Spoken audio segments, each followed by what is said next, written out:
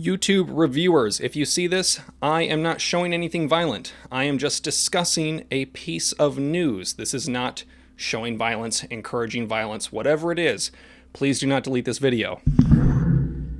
Okay, so look, we've talked time and time again about how people that are for gun control are often huge hypocrites, and today we're going to be talking about that again. Today we're talking about how one activist who wrote several articles about how the NRA is the devil shot at a mayoral candidate. Let's get into it. Before we do, though, I do want to say thank you to everyone that supports this channel. Use any of the links down in the description. That'll help me out. If you want to get merch, like the shirt that I'm wearing here, or anything like that, use the link down in the description. It all helps me out. Also, support Route 66 Shooting Sport Park down in San Bernardino, California. They're an awesome place if you're looking to get training or just go out and have a good time shooting. They're the place to go if you're in the area. I highly recommend them. Thank you, Route 66, for supporting me. So, there's two articles that we're going to be discussing today. The first one is this. Activist Quintez Brown charged in attempted shooting of Louisville Mayor hopeful Greenberg. Now, a Louisville activist has been identified as a suspect in Monday's attempted shooting of a mayoral candidate, Craig Greenberg. Now, Quintez Brown is 21 years old, was charged with attempted murder and 4 counts of wanton endangerment after Greenberg was shot at in his campaign headquarters Monday morning in Butchertown. Now, Brown, a civil rights activist, is a former intern and editorial columnist for the Courier Journal. Wow, words really are hard this early in the morning. A police report says a man later identified as Brown entered the building and fired a 9mm Glock handgun at Greenberg before fleeing the building. Greenberg was not injured, but one of the bullets struck his clothing. Chief Erica Shields said early Monday. Police evacuated Greenberg, a Democrat, and his staff from the building and eventually took a person into custody.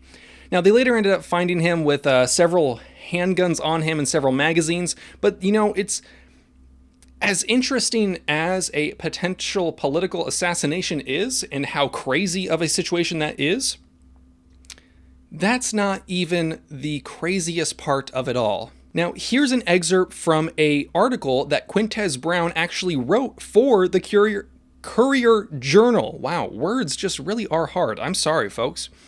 Your life has no meaning to the irresponsible politicians in Frankfurt who time and time again choose the National Rifle Association over your life. The support for Senate Bill 150, which allows Kentuckians to carry concealed weapons without a permit, is yet another warning. They've put a price tag on your life and decided that blood money they receive from the NRA is more valuable. Every time lawmakers vote against gun safety and thus the lives of our most vulnerable, they show that their hearts can be as cold as the steel of the guns they praise.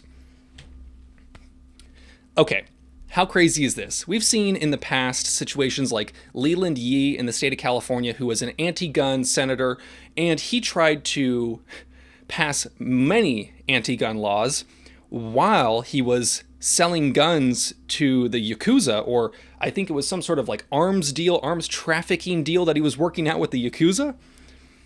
Pretty crazy, right? Or maybe it was some sort of Chinese gang. I don't know. I'm sorry if I got that wrong, but there were actual politicians who were engaging in arms trafficking while trying to ban guns for the people that would want to own them in his own state.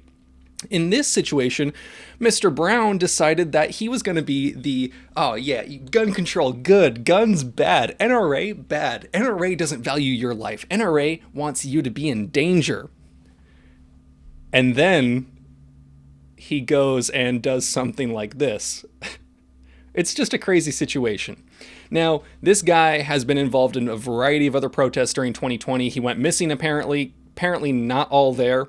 But yet again, this is another situation where background checks didn't work because background checks through all FFLs have to be performed unless someone is a concealed carry weapons holder in certain states where a thorough background check has been done initially while they had to get the CCW permit and then they get the gun.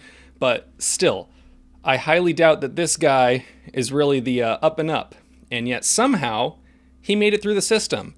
It's almost like these background checks and carry permit requirements don't stop bad people from doing things. If this guy was willing to murder someone, do you think he would actually care all that much about having to pay a fee to get a permit? Again, gun controllers are not interested in your safety. People who support gun control do not care about your safety. They care about power, they care about control, and in the instance of journalists, they care about furthering their own narrative and moving up in their careers. They don't actually care about you. Let me know what you guys think down below. You guys know the drill. Have fun, be safe, stay dangerous. Peace.